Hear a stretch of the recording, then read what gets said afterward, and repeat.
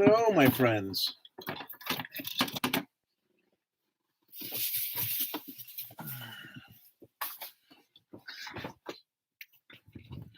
All right. If you're watching this in arrears, we're just going to sit here and wait for people to arrive. May not happen fast, may not happen at all, but I'm going to give everyone about a minute. Drinking a kombucha today. Dr. Brew Organic Kombucha, Clear Mind, rosemary, mint, sage, and green tea flavored. Green tea, rosemary, peppermint, sage, dandelion root. Provides me a plethora of probiotics. Very useful for digestive purposes. All right.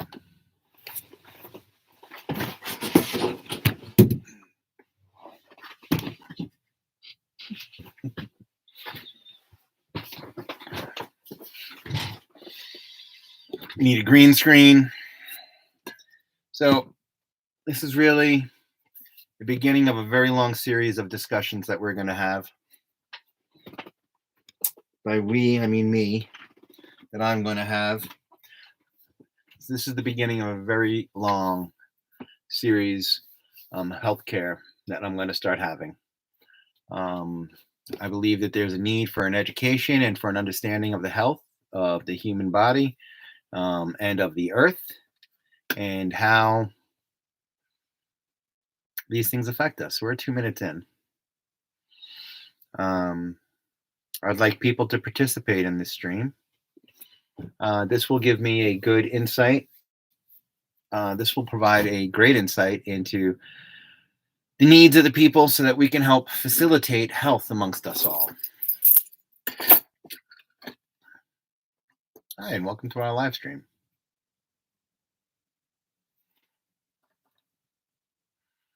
Nobody.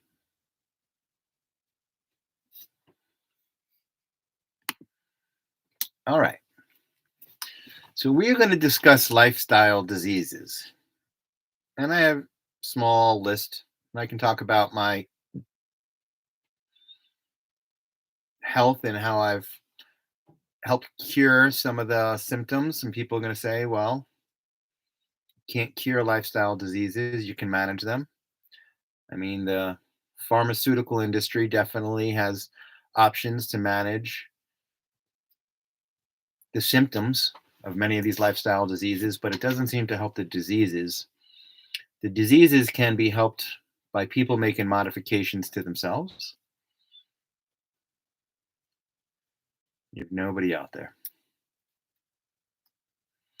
So the lifestyle diseases I wanted to discuss: diabetes type 2, obesity, coronary heart disease, #1 killer, coronary vascular disease, heart failure, arrhythmias, cardiomyopathies, coronary arterial disease, heart valve disease. These are all diseases of the heart. Obesity, obviously diet related.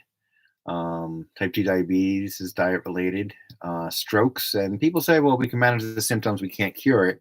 I don't know if I can tell you that when I was originally tested and provided the information that I had of type 2 diabetes, I was able to, through several years of testing, have no symptoms. And eventually those flags were removed from my patient healthcare system. Where I go to a doctor now, even the same doctors, they don't even see reference to it unless they go back into my historic mention of it from years past. But there is no history immediately for I to go to a new doctor of drug use or that I've had type 2 diabetes or that I had high cholesterol. Strokes, lifestyle disease, hypertension. COPD, mhm, asthma, osteoporosis. Yep, that's a big one for and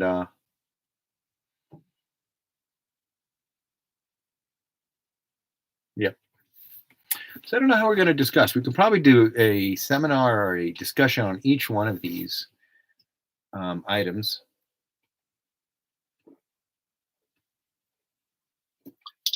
I'm not paid for or receiving money from Dr. Brew. I just happen to like it. Hmm.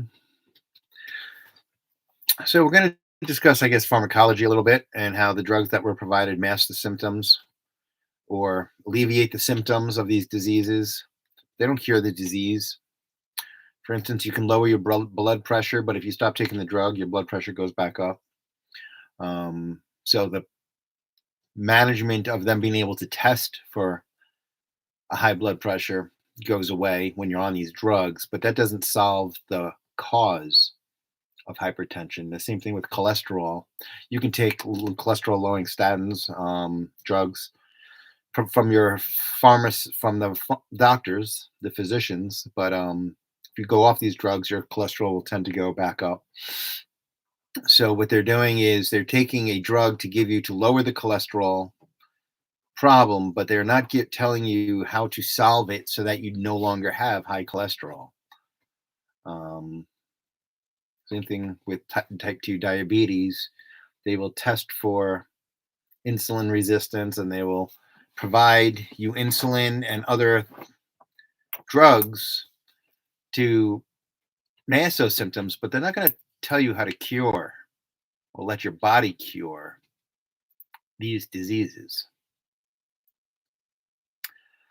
Personal responsibility comes down to a lot of this, but so does education and knowledge. We're destroying our planets. We're destroying it. Humans are destroying the planet for humans. I mean, the planet will still be here long after we're not.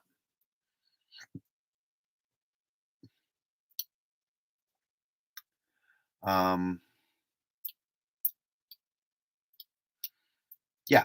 So the planet's going to be here long after we're not. Oh, hi. Hi, welcome.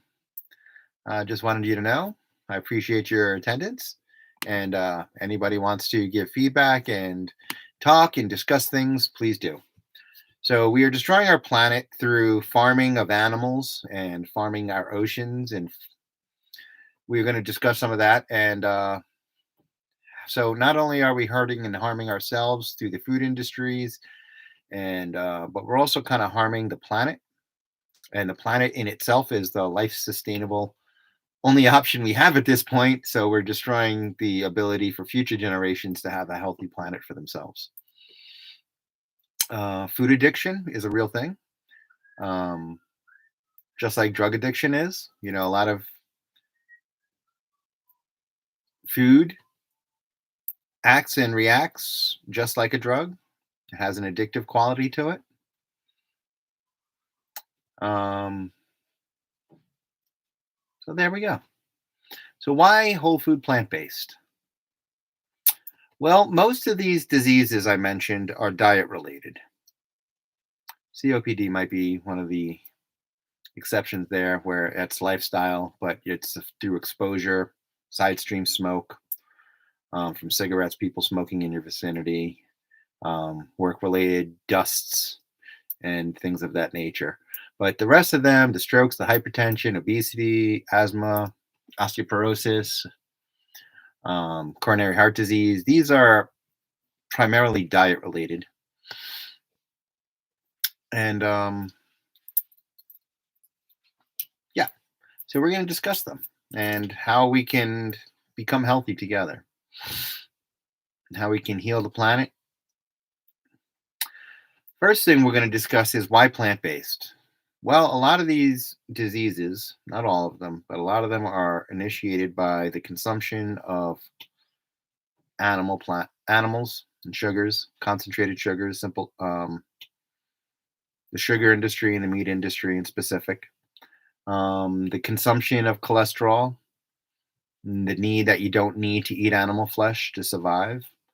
Um, And I get this question. I've had this question given to me by healthcare professionals. If you don't eat meat, where do you get your protein from? It's amazing. Doctors get about 20 hours of nutritional education in their 4 years of medical school.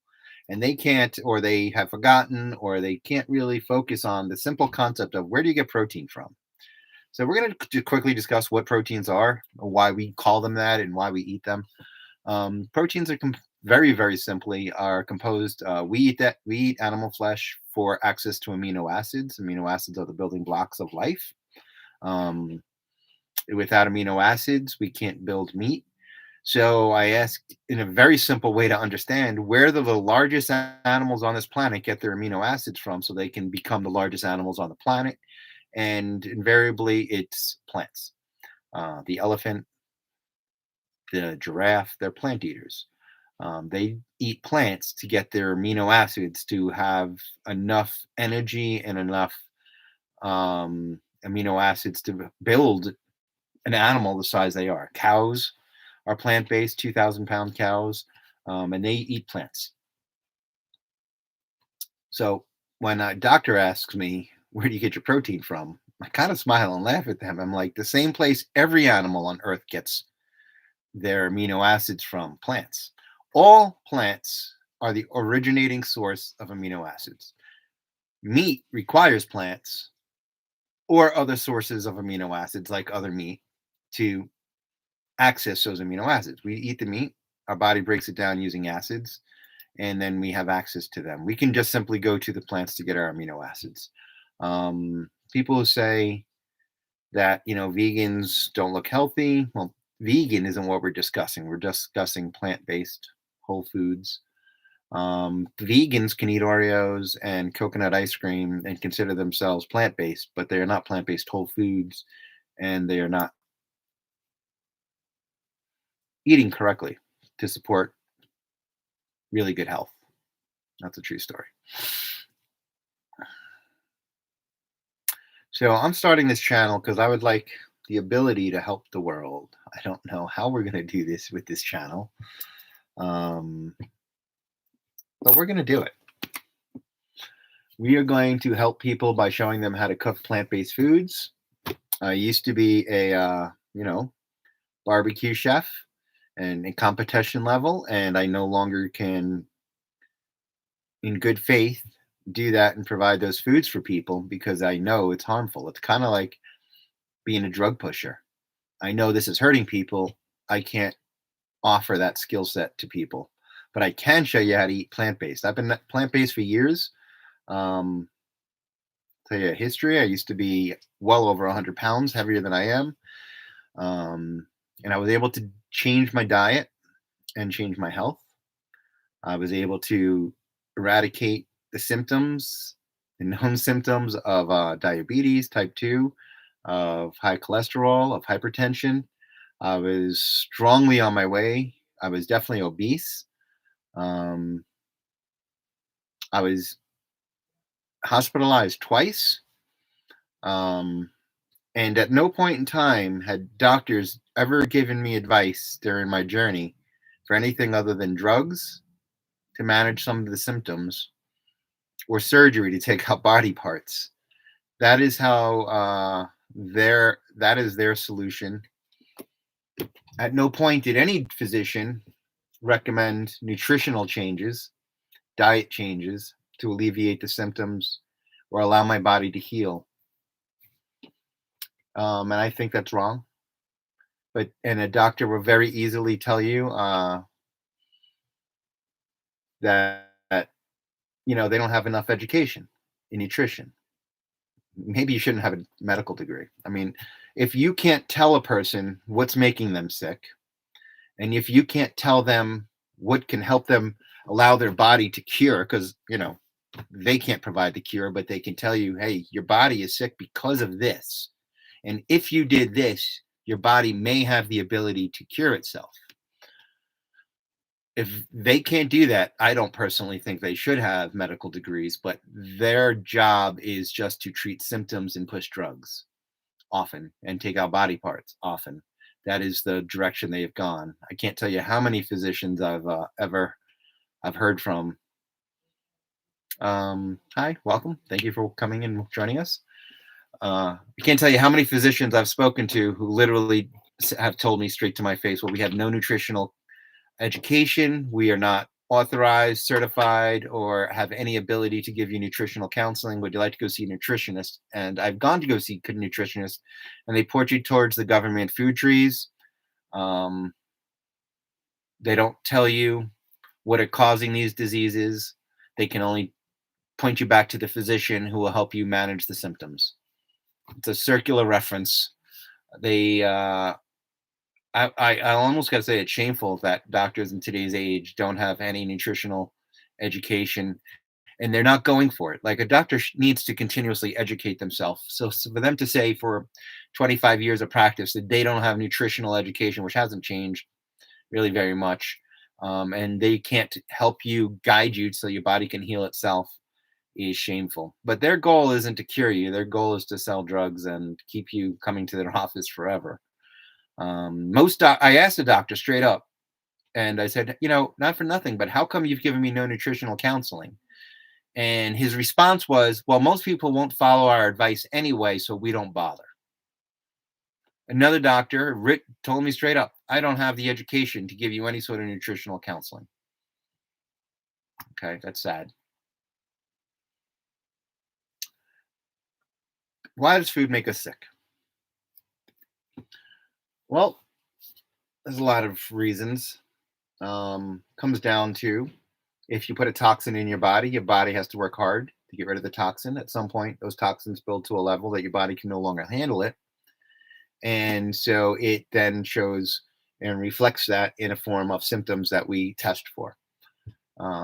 Sugar and eating too many calories and eating too much fat causes diseases. And people say your brain needs fat to function. Yeah, true. Your body knows how to make fat. It takes about 9 sugar calories to make one fat molecule. If our body needs and is healthily provided the correct amount of nutrients, we can create as much fat as our body needs. How do we know? We can store it. There's 2 ways of getting fat into your body. You can consume it or your body can make it. If you consume it and you have also consuming carbohydrates, your body's going to eat the simple sugars and then the complex carbs before it tries to process the fat, and it's just going to store the fat if you had enough of the sugars and carbs. So it's going to say, hey, there's enough food here already, let's just store the fat. So there's a couple hours after you eat fat, if you've had also eating carbohydrates, your body's just going to store it. People are like, well, how do the people who I want to say, like, there's no sustainable large scale population that's ever been successful eating just animal fats and protein. People are like, well, the Eskimos. The Eskimos are, or the Inuit specifically. They eat a protein based diet, but they're not large and they're not successful. They're eating it out of need. Mm-hmm. Ketosis, they like to say, your body goes into ketosis when you eat proteins. That's true. You can go into ketosis while eating carbohydrates, just lowering the amount that your body needs. Ketosis is basically when your body's consuming fat. So you can either be eating the fat that it's consuming and send without carbohydrates and sugar, send your body into ketosis, or you can lower your caloric intake and your body will process its own fat to go into ketosis. I've listened to, I believe it was Dr. McDougall and Dr. Atkins from the Atkins study, from the South Beach diet, similar diet. Dr. Atkins died from heart disease. I mean, there's nothing more to say to that. You can definitely go into ketosis just by eating low calorie. People who do different forms of dieting, where they'll only eat for several hours a day and then they allow their body to rest and will go into ketosis during that 18-hour time period that they're not eating. During ketosis, your body has the ability to start eating fat, lower your weight, lower obesity. It allows you to process fat and remove it from the system. Arteriosclerosis, coronary artery disease, that's due to a buildup of fat in your system. There are people who have switched to a plant-based diet, whole food plant-based diet, and clear their arteries. You can, through medical intervention, stare and watch, um, and test and show that the arteries open up and they clear the pad. Why is that? Clear the lining of fat. We're going to go into a lot of details with all this. This is a preliminary discussion. I wish people would say hello. And if they did, we will happily have conversation about whatever ailments you have. Dairy, about how dairy has been increased in the Americas. I'm not giving up my meat. I'm not giving up my dairy. Well, you're going to end up possibly with diseases that reflect that diet. They've done studies on showing the athletic gains you get from eating plant-based diets. In the Olympics, the only American that I believe that was able to qualify for doing deadlifts was a vegan. So plants keep you strong. So you have to eat the correct ones. It's not that hard. Where do you get a full system? People like, well, plants and don't have all the amino acids you need. You don't need to eat every amino acid at every meal. Any grain and any bean pretty much makes a complete protein of. So if I eat beans today and rice tomorrow, I will have a complete set. Or you can eat beans and quinoa, or a pea soup, with a slice of bread. And these will provide you with all the amino acids that a piece of meat would. Doctors like to say that what do they say? The best source of protein is animal flesh. That's not correct. Animal flesh has more protein per gram, but a person only needs a few ounces of meat or protein a day. So if you're eating a 4-ounce steak or 6 ounces of beans and rice, you are getting the same protein equivalent in them. The easiest access to amino acids is through plants. We don't have to break plants down using an immense amount of energy from our bodies and other chemical inductions to break the animal flesh down. Our body dumps in bile and acids to break it down so that we can gain access to amino acids. Well, if you eat raw plants, the amino acids are readily available. They haven't been converted to meat. We don't need to convert them back.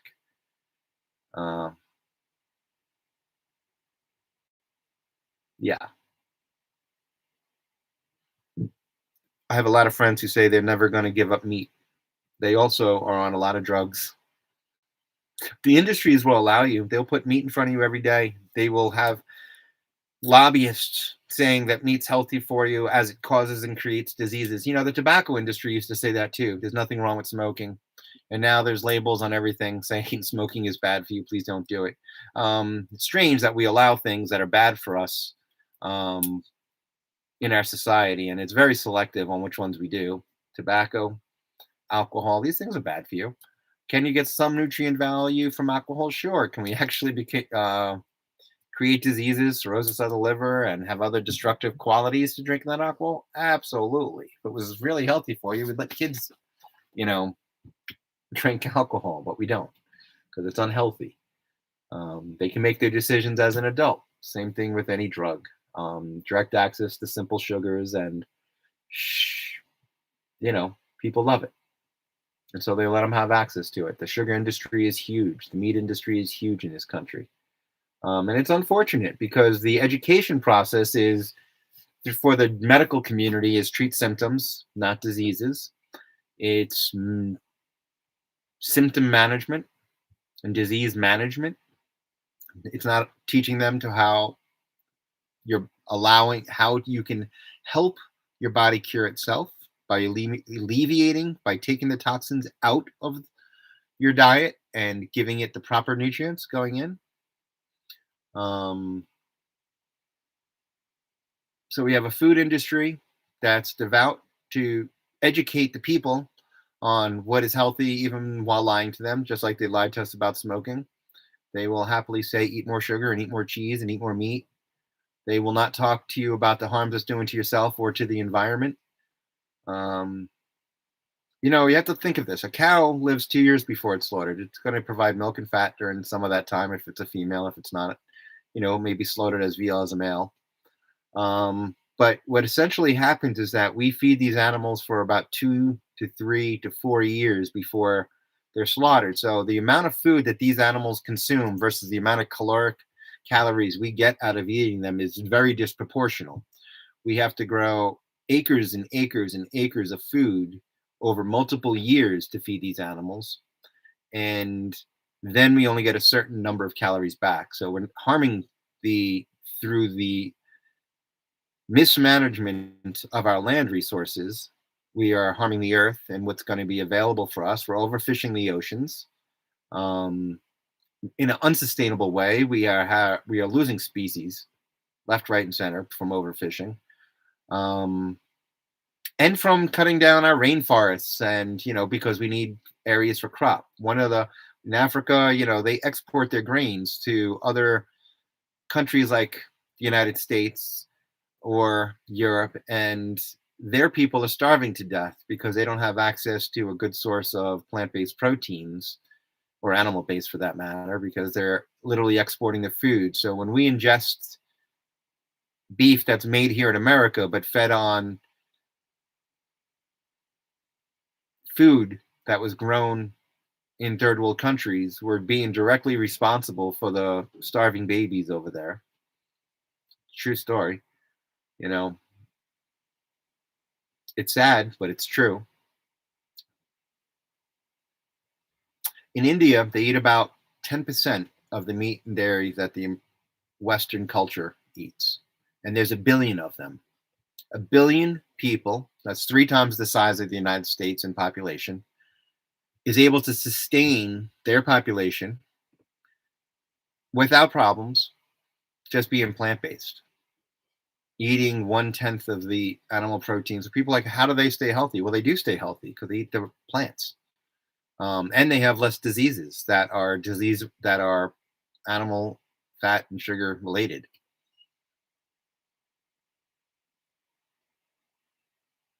It's interesting. You have so few views on subjects that are so important to people, but that's okay. No questions. It may be unrealistic to think that you can put the truths out there and that people will want to hear it. But people don't want to hear that they have control over their lives. They'd rather put the control into someone else's lives that'll help mask symptoms.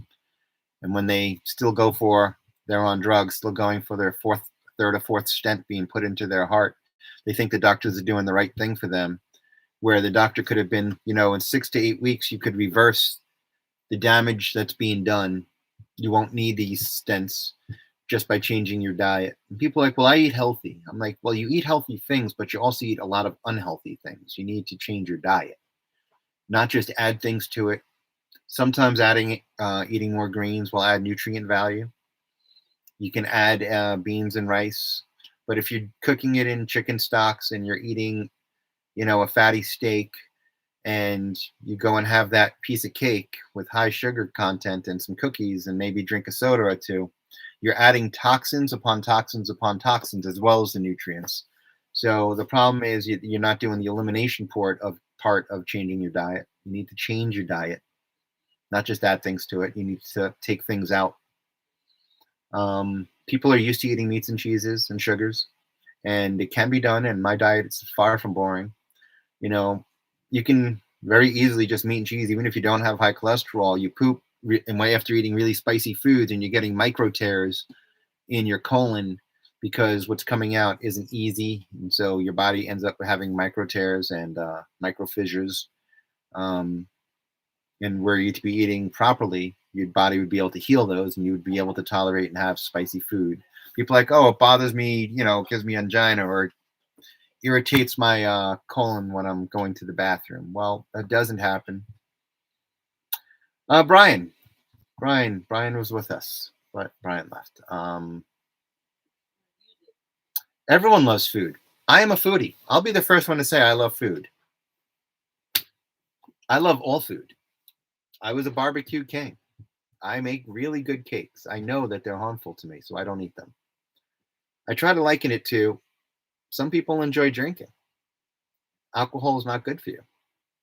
Oh, you're here, Brian. Okay, great. How you doing?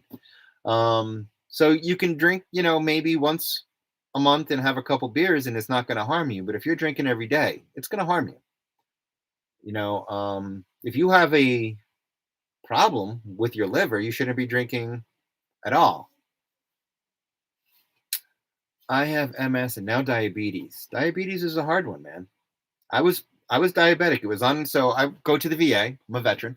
And so I go to the VA, and in their electronic health record system, if once you've been flagged, it sends you pop-up messages when you come in saying diabetic, diabetic, diabetic. And it doesn't do that to me anymore. So after a few years of me changing my diet, not even telling them what I was going to do, I literally said, I don't want to take drugs for the rest of my life. And I went out and educated myself on how to change my diet. But I love food. That's the biggest thing. I love food. I love food. I eat all the time, sometimes a little more than 2-3 times a day. But I had to change what I eat, and I learned to love different things. For instance, I eat spicy curries, and people are like, well, I can't take spicy curries. Well, at first I couldn't either, and so I didn't eat spicy curries at first. Changing your diet is very hard. Diabetes. Well, let's go over some of the details on diabetes, because I'm sure type 2. Okay, type 2. You're down to 270, dude. Okay, so Brian here was 400, cut out soda and started walking. He's down to 270, but still diabetic. So that's good because you got your obesity under control. That's awesome. But you're still having. I have some notes here to go over some of this stuff, which is nothing wrong with having notes.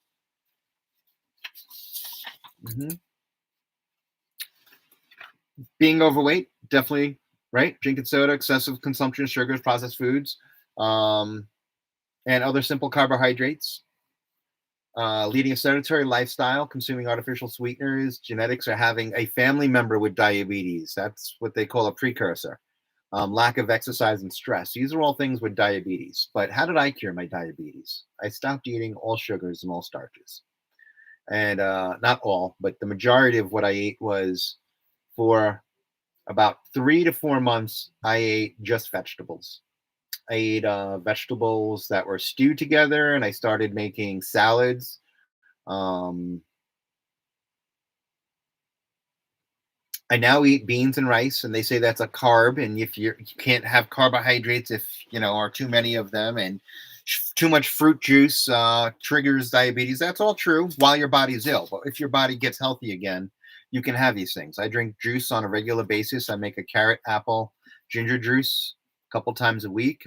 My blood sugar doesn't spike. I eat beans and rice, which are all carbohydrates. I don't eat any fats. I don't eat any fats. I don't eat any animal proteins. I don't eat any dairy. If your mom has diabetes, well, we learn our eating habits from our parents. Looky see, looky do. Having a genetic line of people who are predisposed doesn't mean that you will get it. It means that you have to be careful because there's a predisposition to your body to act in a specific way. But you can overcome predispositions by making the choices that allow your body to heal itself. See, the doctors forget to say that your body can heal itself. You cut your hand. That hand doesn't bleed forever. Your body knows how to heal it. Now, if you put dirt in it, it's going to stay infected. If you keep putting toxins in it, it will never heal. It may even get worse. But if you put some soap and water, wash it off, cover it, and allow your body to let it knit back together, your body can heal itself. It can do the same thing with these lifestyle diseases. If your liver is not functioning correctly, or your kidneys have to filter out a lot of toxins, there's a toxicity level only at so much that your body can handle. And at some point, it falls off the cliff and it says, I can't keep up anymore. We're eating too many sugars. And at some point, your body said, oh my God, you've been giving me so many sugars for so many years that I no longer can produce the amount of insulin that my body requires to process it. And now the functions of the pancreas and the liver decrease, get fatty liver disease. Um, but at no point, if you don't stop putting those toxins in, can your body ever heal itself? A doctor will say, well, happily, we can control the symptoms of diabetes, and that will allow you to continue to eat the foods you love. Um, Diabetes, even with fats, has a hard time. I don't want to get into anything specific today. I'm probably going to have multiple. And by the way, thank you for joining me, Brian. Going to have multiple things, multiple videos. My intention here is to create start talking about health more. I've been on my journey. Well, I left New York and I took a journey into the desert, trying to figure out the rest of my life. And I realized that there are a lot of ways that the world lives that I just don't agree with. There's a lot of things a lot of pieces of information that are missing and a lot of misinformation that's provided. And I just don't like it. So the only way I know how to help make myself happy and to help is by helping other people. So I'm going to share my health journey and hopefully help people change theirs, either through example or through knowledge transfer, as in this matter. So I'm going to go into each one of these diseases, that a lifestyle. I'm going to go have some culinary classes. Hopefully we can get some more people. I'm going to have people here discussing their journey through their health, and we're going to have some dialogue, more podcasty. So that's my intention. Let me see what you're saying back here. Let me see. Half your words are being cut off, but I could fix that. We need a person to help me with this. Let's see. Brian, yeah, mother's side has diabetes. Yep, father had it also. It's very common in the United States. It's very common. I mean, it's a lifestyle disease that's based on what our diets are. If you go into the store, people don't realize how much food has changed in the last 100 years. 100 years ago, the meat industry was trying to get the Americans to get a chicken in every pot for each family on Sunday. That was the goal. We now eat chicken 3 times a day, often. Prior to World War II, we didn't really have a box-made packaged food industry. We had fresh fruits and vegetables through 1955. King Cullen came out with a supermarket and the ability to freeze and refrigerate things. And so we came out with the ability to have meat products and stored and prepackaged products to put into our store. Prior to that, everything was fresh. We ate lower amounts of protein, higher amounts of carbohydrates. We would eat potatoes and onions, beans and rice, quinoa, fresh greens, vegetables, limited amounts of fruit because they were very seasonal and regional. We now have an industrialized food system. And since then, the diseases of the industry and the diseases of the kings and queens, I like to say, have gone through the roof. Multiple sclerosis. I'm going to take a note on that so I can look that up as well. MS does have some diet, I believe,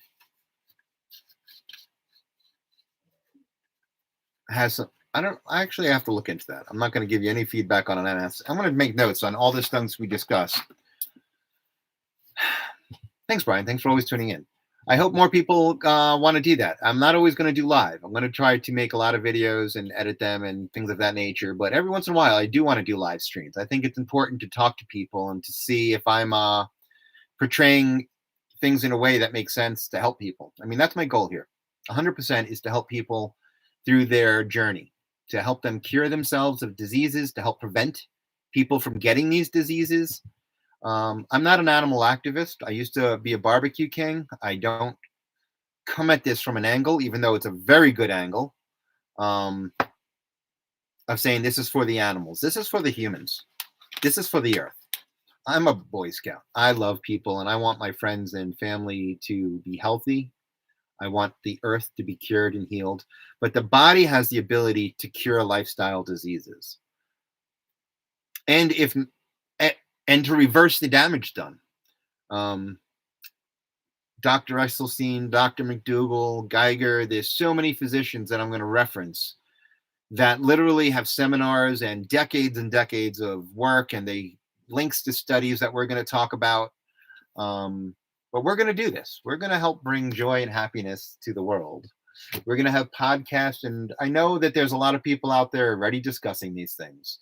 We just think you got another viewer come in. Thank you very much. I'm glad you joined us. Um, but the goal here is nothing more than to help you help yourself. Yep. So excess calories, you know, obesity is a big thing.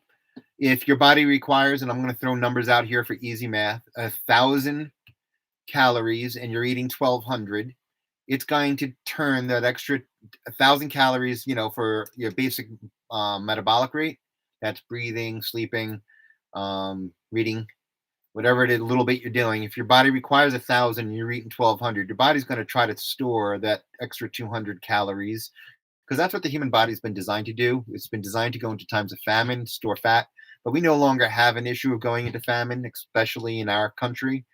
We have access to food 24/7, 365, whether it's healthy or not. Food deserts exist, but a food desert doesn't mean that there's no food. It means that there's really bad food.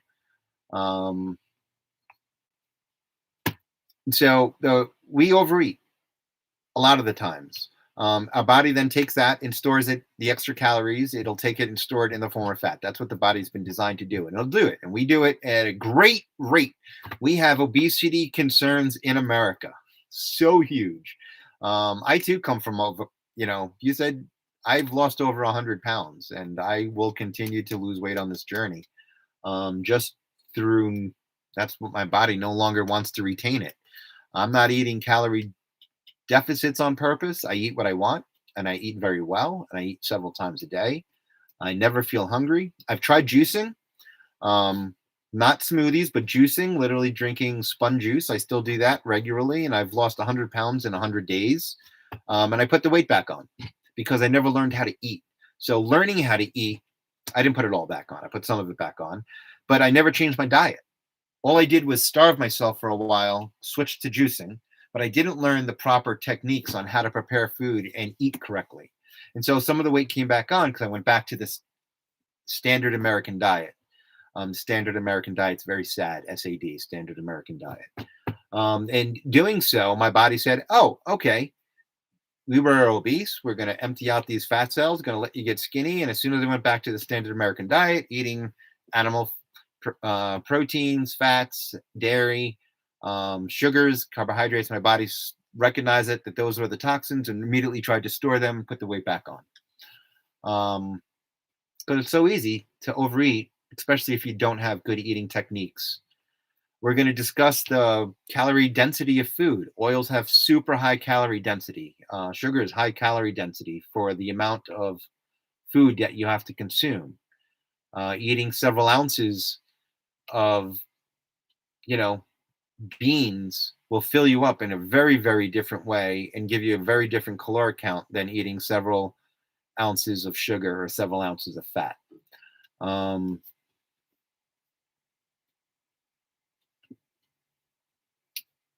Intermittent dieting is probably healthy as opposed to eating small meals all day.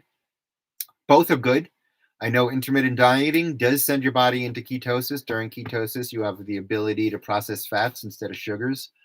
And if you're still dealing with diet concerns, intermittent fasting is where you'll eat for a period of 4 to 6 hours during the day and then give your body 18 hours or so of not eating. They say eat throughout your day. Well, you could do that if you start eating, if you break your fast, right? Breakfast, break your fast at 10 o'clock in the morning with some, I don't know, an apple, and proceed to eat 4 or 5, 6 different meals over the next 6 hours. It'll then be 4 or 5 o'clock in the afternoon, and that will be your last meal. And then people then stop eating and they won't eat again until the next break the fast time. So you can eat 4 or 5, 6 times during the day and still do intermittent fasting. And then during that fasting time period, your body's going to recognize that it still wants some fuel and it's going to use your stored fats and the sugars inside your bloodstream, the simple sugars that you still have going around. So combining intermittent fasting for people who are trying to lose weight or people trying to monitor themselves or who do like eating 4 or 5 times a day, you can do that. eating smaller meals 4 or 5 times a day, so only over a fairly short period of time, is very, very healthy, and they've shown so many very good studies showing that. Um, as opposed to eating big ones a day, which some people do too with the intermittent fasting. But if you're taking in 4,000 calories at one meal, as opposed to 400 calories 6 times a day, you're having a big caloric difference. You can fast for both, but your body, let's say 4,000 calories, 3,000 of them or 2,000 of them, 2,500 of them are carbohydrates. Your body will use up that 2,500, and you'll be left with fats. And tends to be in the American diet, right? We eat simple carbohydrates, complex carbohydrates, fats, and small amounts of fiber, which we really don't digest. That's the common American diet. And so if you use up 2,500 of those calories from the simple sugars and carbohydrates once a day, you're still stuck with 1,500 calories in your system that your body's going to try to store as fat. It's or there's only so much that your body can burn, which is why large meals sometimes don't work. There are other people with really fast metabolisms. Like I live with two people who eat I would consider an unhealthy diet, and they say and they take prescription medication. Um, but this isn't about them. Hopefully, they can learn how to become healthy and prevent osteoporosis. And I couldn't say they're sick or ill because they don't go to the doctor to have their blood work done, and they can't say I do either. If you're starving, you eat once a day at dinner, but by that time you're starving, so eat enough food for 3 people at once. Okay, so this is funny. I'm a big eater, but I had to learn what to eat to make myself feel full. So I go out and I get a head of cat. I just bought up 3 heads of lettuce, and I plan on eating a good half a head to 3/4 of a head of lettuce for dinner. Lettuce in itself, that entire head might have 50 calories, and it will make me feel full. I can add in a small amount of beans and protein if I want, on top of or included into that salad. Um, and it's really the bulk of the food that I'm eating that's going to sustain and fill me up. We eat, let's say, a greasy food, and it's very high in calorie. For me to get that bulk mass, I'm going to have to eat so much of that greasy food that it's going to be an unhealthy amount. So I can eat a small amount of beans and rice and a large amount of leafy green vegetables and still feel very full. That basically that lettuce is water and fiber. I'm getting a ton of micronutrients. I'm getting all the minerals that I'll need. I'm getting the amino acid access, and I'm also getting the bulk. So I'm feeling full. And people like salads boring. Make it interesting. American salads are boring, I'll tell you that much. You go to any restaurant and say, I'm eating light, and they bring you a salad. It's about this big on a plate. You got 6 pieces of lettuce and a cucumber and maybe a cherry tomato. If you're lucky, they've kept the cheese off and they're not giving you a high fat dressing. I put salt, I put lemon, I put, I can use peanut butter to make a nice peanut sauce. People are like, really? I'm like, you have to think outside the box. You have to think outside of what the American norms are. It's very hard to eat the standard American diet and then transform it into a plant-based diet, getting the same flavor profiles. What you have to do is invent different flavor profiles, which is why I'm going to incorporate different videos making and preparing food. Yeah, I made a Thai, like I said, a Thai dish or a curry, Indian curry yesterday, and I basically made it out of vegetables using all the seasonings I wanted. And I made a huge pot of it. I'll probably be eating on that for 2 days. And it was not shy in flavor. It was so hot. My friends like, I'm sorry, I felt that the next morning. I'm like, I'm sorry that you felt that the next morning too. I don't have that issue. I used to have that issue, but I've cured myself. Or I didn't cure myself. My body cured itself, basing on changing the diet and the foods I ate, foods that were causing it harm. Yes, there are medications from diabetes that make you not want to eat. And remember, they're masking symptoms. They're like, oh, you're overeating, so we're going to give you a medication that makes you not want to eat. Oh, you're not producing enough insulin, so we're going to give you enough insulin. At no point do they say change your diet. Or if they do, like, listen, I'm not trained in nutrition. Here's a piece of paper. Go home. Read it. They don't say, okay, Eat these and not these. All right, easy. Not so easy in American because you go to the store, that's all people are selling. There's nobody out there saying, hey, these are the 500 dishes that we can eat in different ways to prepare them to feel satiated, that are easy to prep, easy to store, easy access, healthy for you, and they're going to allow your body to heal itself. Um, Salads are awesome. Like seriously, I'm going to take that lettuce and just probably put a little bit of a peanut dressing on it, made with some balsamic and some peanut butter, which isn't the super healthiest. I'm going to use a very small amount of it because it's so strong in flavor. I'm going to put some Italian seasonings, um, little salt and pepper. I don't have an issue with that. Um, we were born in the womb that's filled with the saline solution, so your body should be able to process it. A healthy, functioning body. Not everyone can because some people have diseases and they're sick. Um, I used to have those diseases and I used to be sick. So yeah, salads are great. Vegetables are great. I mean, what did I make in the curry yesterday? I had green and yellow squash, broccoli, cauliflower, ton of onions, garlic, um, pepper or two, ginger, and then I put in a pre-made curry, um, spice. Boom! Sauteed it all, a little bit of vegetable stock, and let it cook and simmer down a little bit so everything got nice and soft tender. Put some mushrooms in there, and that is the vegetable curry. You can serve that over a whole grain brown rice if you're able to eat the rices at this point in time in your diet. If not, that's by the vegetables by themselves. You get yourself a bowl about this size and you fill it up once. You can fill it up twice. It won't matter. You get so much flavor punch that you're not hungry. It's not boring. And drink water afterwards because you had some salt in there and you're thirsty. So you've had your water, you've had a ton of fiber, a ton of flavor. Um, if you're into the rices, you've had some grains with it as well. You've had tons of micronutrients, tons of minerals.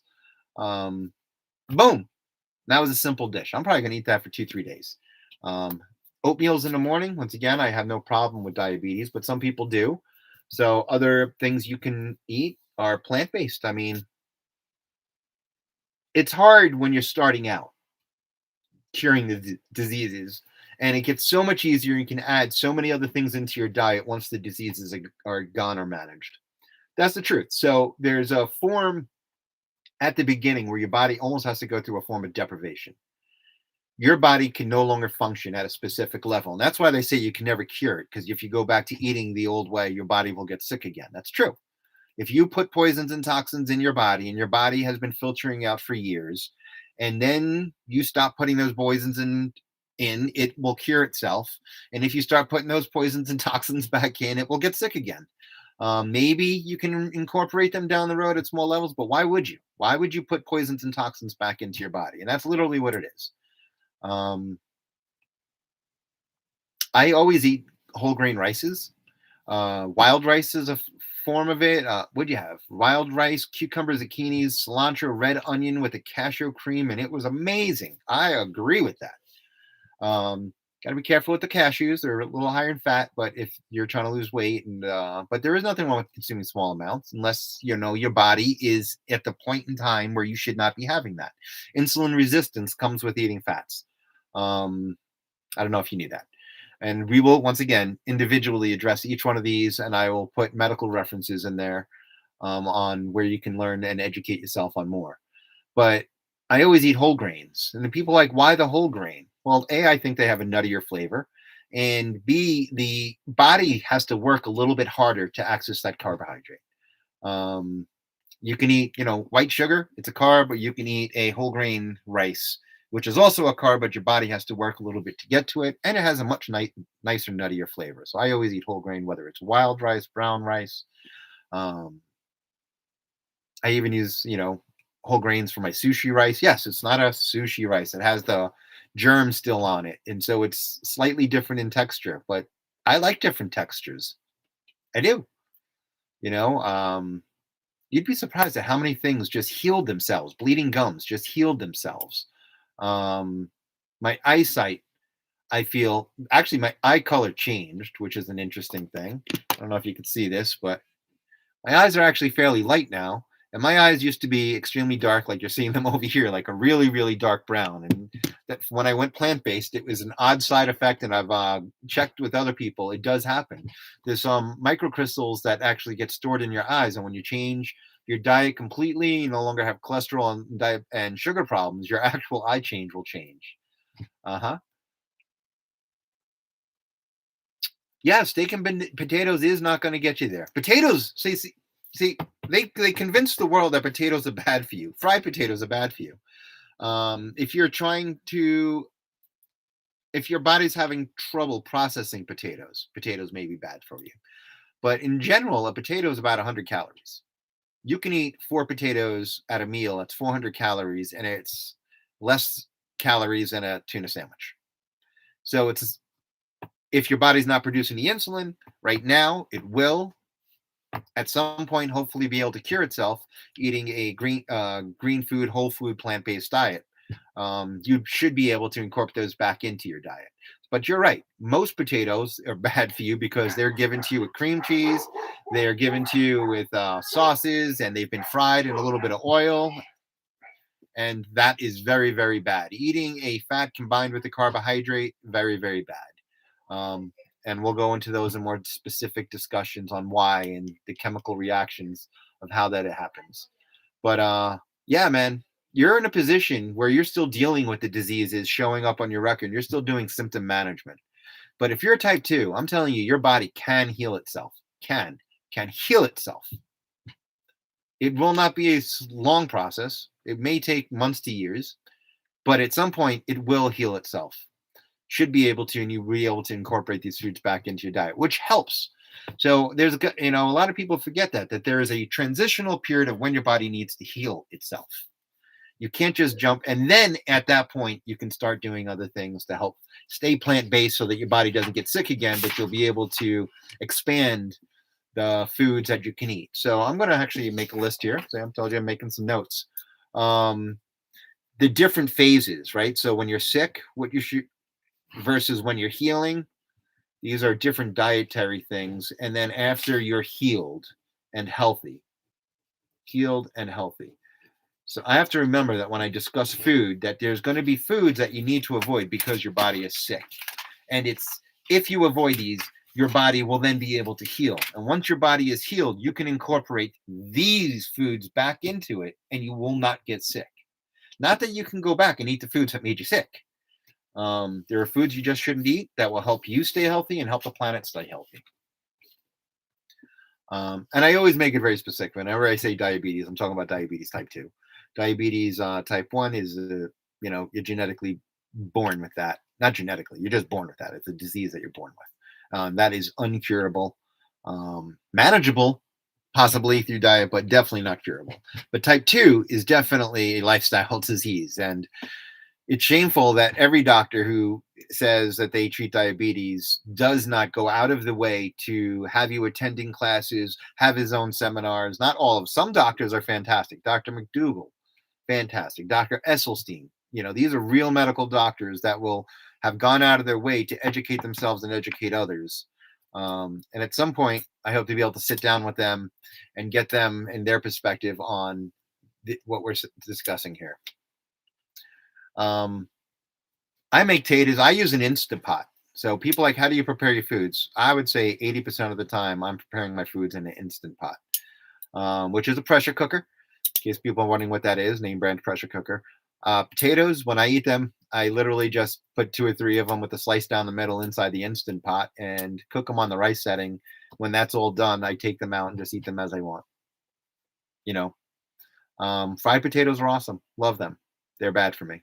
They cause me to gain weight. They cause me to have health problems. They are delicious. I'm not going to lie about it. But things that are good tasting are not always good for you. That's the truth. And to be frank, when I eat food now, years after being on this diet that people enjoy eating, that I used to enjoy eating, I no longer feel good. So our bodies get accustomed to putting toxins in. Just like, you can get accustomed to drinking 6 cups of coffee a day. Drinking 6 cups of coffee a day can also be taken away from you and you feel a deprivation. And then you go back to it and you can have 1 cup and you feel just as energized as when you had 6. Same thing happens with food. I don't feel good at all when I eat sugars. I get a brain fog. I no longer feel good when I eat fatty foods at all. At all. I actually instantly feel sick, almost instantly, not like the second, but give it a few minutes, feel sick from it. Um, and that's normal.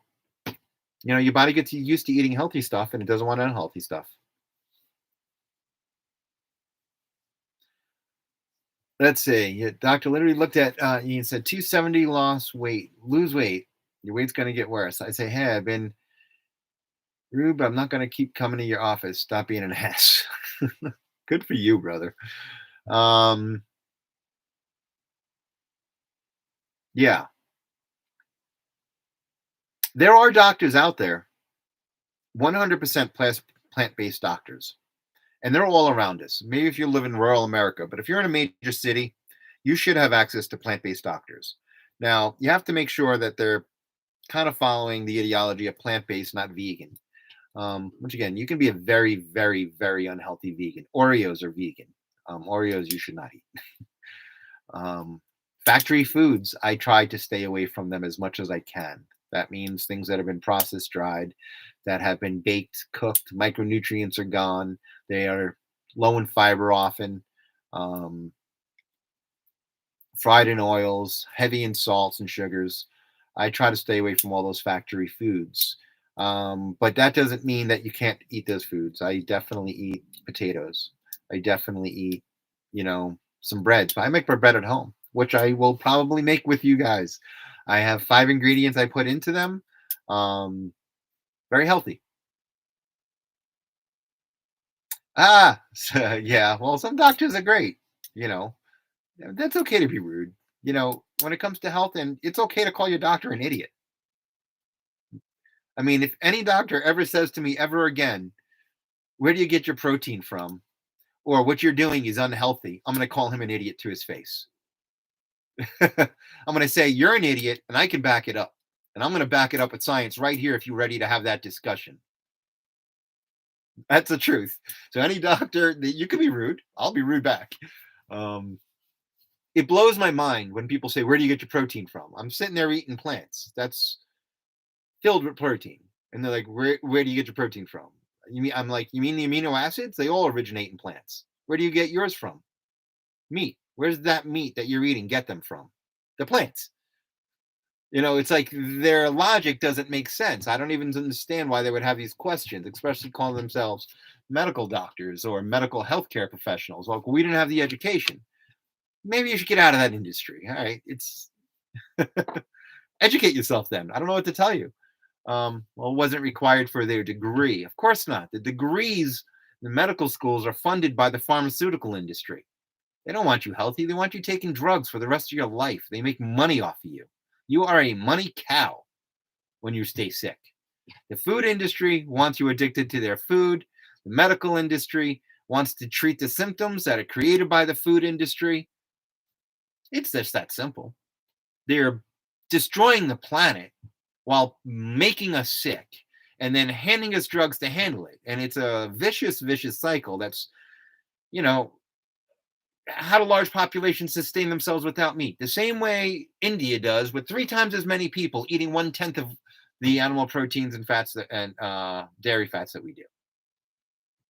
Hello, wake up. We're in a global world. You can find this information out.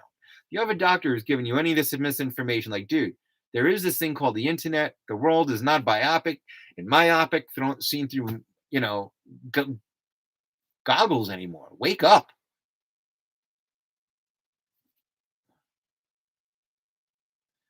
Uh, you're one of his phrases because you do what he asks, but you're an ass yourself. Well, it's okay. It's okay, dude. You know what? As you go there and get healthier and healthier, you say, "Hey, doc, you know how come I'm getting healthy? It's not because of the drugs that you've been prescribing. It's because I made lifestyle changes, and you didn't actually help guide me towards these lifestyle changes, and you didn't discuss them with me. And you may or may not have said that you didn't have this information and knowledge to give you. And you should probably question maybe retiring because you're not really helping people. All you're doing is helping yourself, helping the medical community." I mean, I don't mind telling a doctor that. Not in any way, shape, or form do I mind telling him that. I stopped going to them. I go to them now specifically, like I tore my Achilles tendon, an 80% rupture. That was an immediate need for healthcare that I didn't have. They told me I'd never really walk or climb or hike again. Um, and I cried. I was like, this is not acceptable. I ate correctly. I allowed my tendons to heal. I can go hiking, jogging, walking, running. 3 years later, the physical therapist said I probably never would again. But they were looking at an unhealthy person. I just looked at them and said, I'm not going to accept this and I'm going to go fix myself. And I did. And 100% of the, I'm not saying everyone can do what I did. So, critical care, go to your doctor. When you need nutritional advice, I'm not even going to say go see a nutritionist. I'm going to say go find a person who's whole food plant based, who really understands the science behind eating plant based, that really understands and grasps that you can get all the amino acids, all the caloric needs, all your mineral needs, and that most diseases are lifestyle diseases or diseases of deprivation where you're not getting enough vitamins, nutrients, and minerals because you're eating a standard American Western diet.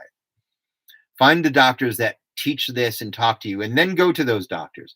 If you're going to go to a regular doctor, don't expect anything more than blood work from them. And then you have to go manage your own health if you have not found one of those professionals. Thanks, Brian. I really mean that though. You know, any doctor says, "Well, I don't know." Well, then you're only good for one thing, providing me test results. So go there, get your blood work done. See you in 6 weeks. See you in 8 weeks. Make the lifestyle changes you need to help cure yourself. It's not going to be the drugs that cure you. The doctors will happily say, "Oh, we don't have a cure. We can manage your symptoms or symptom management."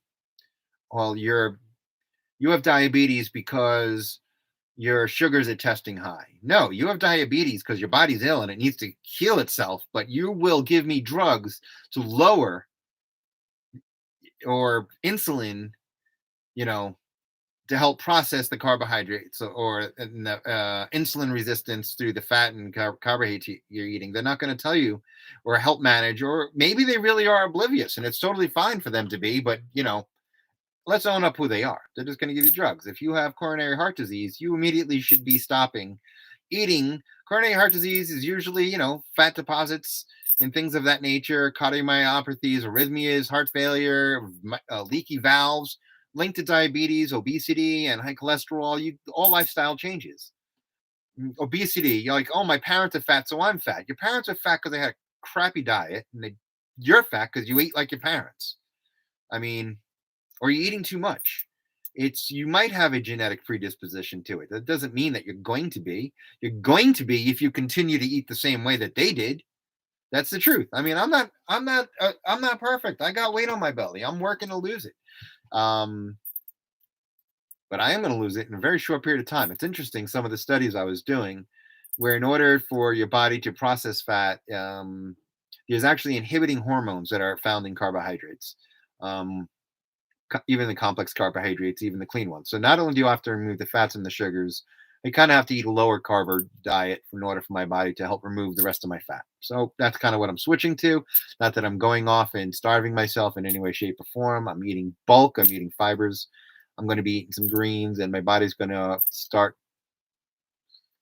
feel like I can't lose weight. No matter what I try, I can't lose weight. I'm eating like low calorie. I can't lose weight. But if you're eating low calorie with the wrong foods, your body's going to have a hard time because there's hormones in there that inhibit the process of like burning the fats that your body has stored and things of that nature. So there are definitely foods that I could switch to so that I'm not starving myself, that will then allow my body to then process the fats as it needs to.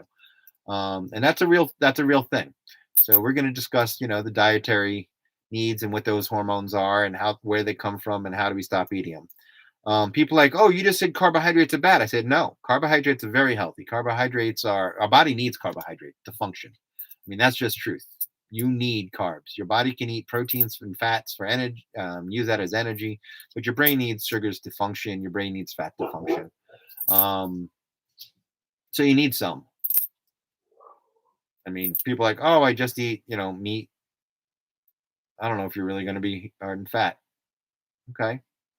I mean, I don't know what to tell you about that.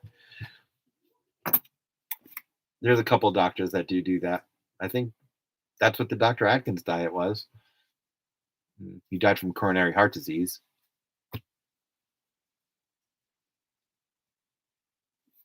Actually, that was his diet in the weight loss phase. The last chapter of his books and dietary recommendations was then to switch on eating um, plants, fruit, and things of that nature. People very often don't realize that. They're like, "Oh, his diet was just eat meat."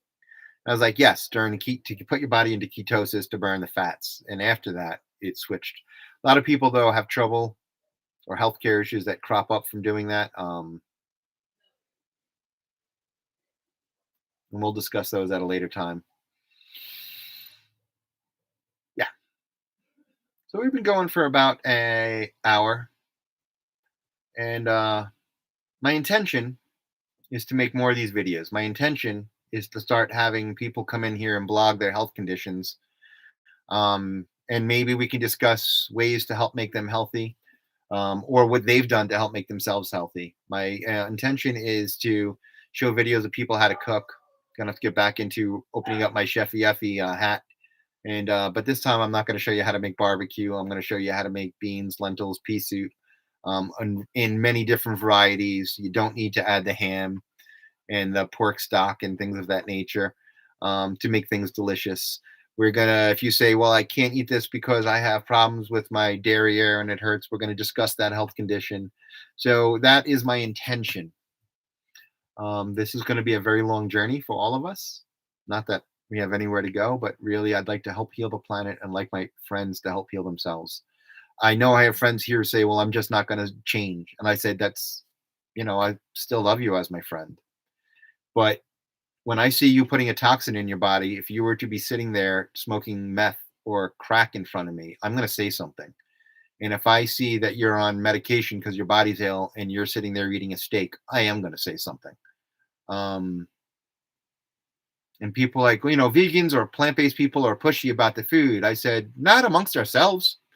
Never once, if I'm in a group full of plant-based eaters, do we start discussing food, because we're not seeing people put steaks and oils and highly refined sugars in front of us. So there's no triggers. It's kind of like if you are addicted to pills and someone comes by with a whole bunch of baggies of pills and says, it's up to you to help to avoid them. I see people harming themselves and literally their body is responding poorly. I'm going to discuss it. I'm going to mention it to them. That may isolate myself from some people. It's going to gain me a whole group of other people who are healing themselves. I want my friends to be healed and healthy. I do. I want them to be feel as energized as I do. At my age, I can work circles, physical labor around people. And it's not because of my size, it's because my muscles are not filled with empty fat cells. I get tons of protein and tons of energy from the foods that I eat. There is no shortage of energy. There's no shortage of mental clarity. I used to live in a brain fog. I don't have a brain fog anymore. So I want my friends around me to be like me. I want my friends to be healthy. I want us to all have a similar lifestyle of health. I want us to all be working on saving the planet. All of us, every single person who's listening. I want us all to be able to do this and to educate others to do it. When we see them putting toxins in their mouth, just like if I say, you have to put down that crack pipe and not do it around me, I'm going to tell them about it. Joe, you're always coming across as no, I want you healthy and I'm going to drag you there. I'm going to surround myself by like-minded individuals who want to be healthy. Some people don't want to be healthy. Some people want to go sit and do lines of coke and take acid and drink themselves into oblivion. I don't want to, and I'm not going to help people do that. When I see people who are diabetic, I'm going to help them cure themselves. And if they don't want to, that's fine. I'm not going to force them on any journey, but I'm going to make them aware of what they're doing to themselves, because that's the love inside of me. I want to give it to you. I want to pass it on. When I see people who with high cholesterol, who I know are having heart conditions and heart problems, who really are struggling to breathe sometimes, and they don't have the energy, I'm going to say, this is, but we're foodies. And that's the biggest thing. I'm a foodie. I'm a foodie. I eat tons of different foods. I'm going to show you how to make a paleo or not a paleo, whole food plant-based cottage pie that's delicious, that my meat eating friends would be like, this is delicious. I'm like, I know, you can do this. You can eat this. There's tons of things we can do. You just have to change the way we do it. I'm not going to try to make, yeah, we can make fake meats, and I probably will too. I've done that. Not to say that that's the end all and be all, because that's low in fiber. When you eat one of these vegan steaks or vegetarian hamburgers that have been designed to have the same fat content, the same low fiber content, and to have some sugars, and they're like, oh, this is fake, meat. I'm like, well, it's not healthier for you. It's just plant based. But it's not a whole food, and it's definitely not healthier for you because they've literally emulated the animal products. So you're going to get the same diseases as if you were to eat the animal products. So I'm not teaching this from the aspect of we have to stop eating the animals. We have to stop eating specific types of foods. We do. Fats have to go. The sugars have to go in concentrated forms. If you're unhealthy, if you are healthy, you may be able to keep eating some of them and still retain your health. Um, there are signs of cardiac disease. They've done studies on youthful individuals in their 20s in the military who are in shape. They get, they go through horrible things and they die, and they look at them, and 2/3 of them have signs of early heart disease. That's true. These guys are in their 20s. When they study children at the same rate, 1/3 of them have heart disease.